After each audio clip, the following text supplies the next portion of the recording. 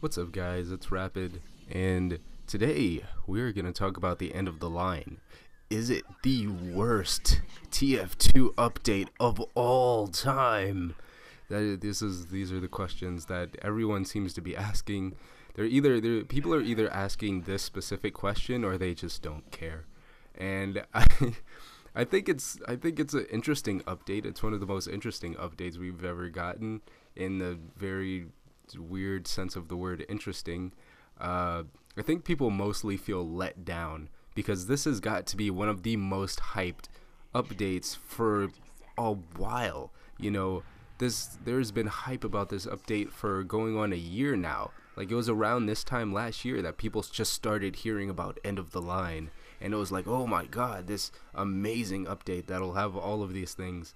And so far, it's not even as good as the Love and War update. I'd say it's not even as good as the Halloween update, because the Halloween update had a map in it, and that was fun.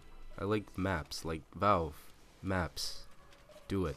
So there's a few things that people are particularly like upset about. One thing is the hype. There was so much hype. People were like, and of the line. And I think that's partially our fault as a community, because everybody from just, casual players to people who follow TF2 from update to update to update, to like YouTubers like me and like other YouTubers, sort of made a big deal about it. We said, oh, this is going to be some great epic update, that something was going to happen. And when we really didn't know for sure that, something was going to happen, And I know that the vast majority of TF2 YouTubers do try to keep like be as honest as they can about like where they're getting information from. How sure are we that something is gonna happen? So we do try to be as fair as possible, but in all honesty, we kind of hyped it up a lot. Another thing that I'm mad about, I don't really care about the hype. I wasn't really expecting any new weapons or anything like that. What I was so mad about was the map. They didn't introduce the map. Like, that was, I don't know, man, that didn't make a lot of sense to me. Supposedly the reason that they didn't want to release it was because it was quote unquote too confusing to a new player. But that's nonsense. That's nonsense. Because I've played this map so many times. It's so fun.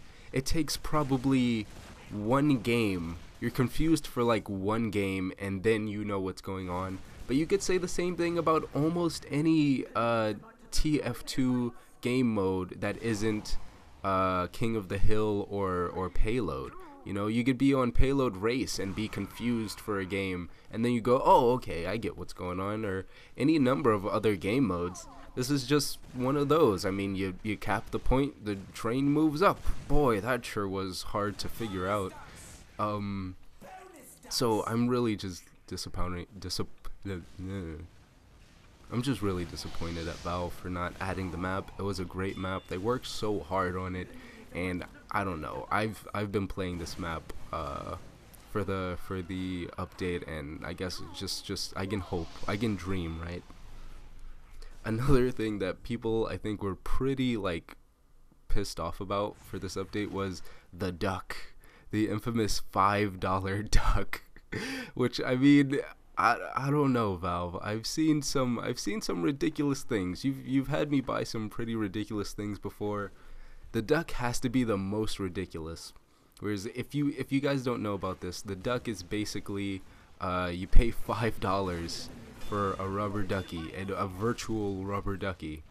And what does it do? It like counts how many ducks you get in the game. It was like, okay, why am I paying $5 for this? It's crazy. I mean, Valve will have you buy some pretty ridiculous stuff, but even I have to say that's kind of ridiculous. And once again, I wouldn't have thought it was so ridiculous if I knew the map was going to be in the game, because I'd say, oh, well, that's just a part of the whole hype for the whole thing. But now, like, since they cut so many things, all the update has really boiled down to is the SFM and ducks.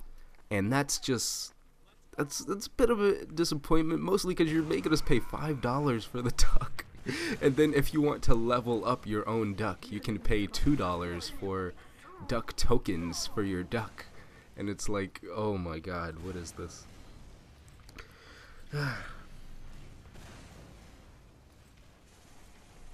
Another thing people were pretty pissed about, no new weapons. Or there is a new weapon in inverted commas. There's the weapon that is basically a reskin of the pan of the default melee weapon, a reskin of a reskin of a reskin, which is the, I don't even know what it's called. It's a fucking crossing road sign. It's not even that interesting, to be honest. I even I mean, once again, let's look at the Halloween update. Over the Halloween update, they had the Necro Smasher, which is basically just, once again, a reskin of a reskin of a reskin. But because it was part of something much bigger, it seemed like it wasn't so bad. It actually seemed like something cool that you wanted to have. But now when it comes to like this, you know, train tracks item thing, then it's just like, who cares? Who cares about this?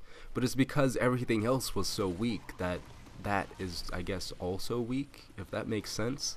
I may not be making a whole lot of sense because, you know, I actually, I still have to catch my bus going back down to New York City for Christmas times, and I haven't packed yet, which is pretty bad news because I have to go in like 2 hours. 2 hours? That's plenty of time, right? Yeah, I could be ready in 2 hours, sure. But yeah, I mean, I don't know. That's what I saw, I guess, the most people being like pissed off about when it came to this update. There were a lot of things that I liked about the update.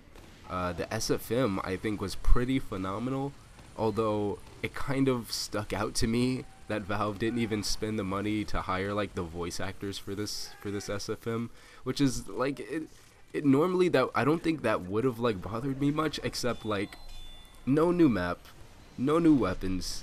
You didn't even hire the voice actors for the SFM, but it was still a good SFM.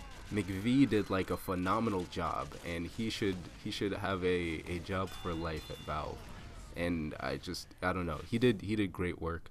I like the Unusuals. I will say that I like the Unusuals.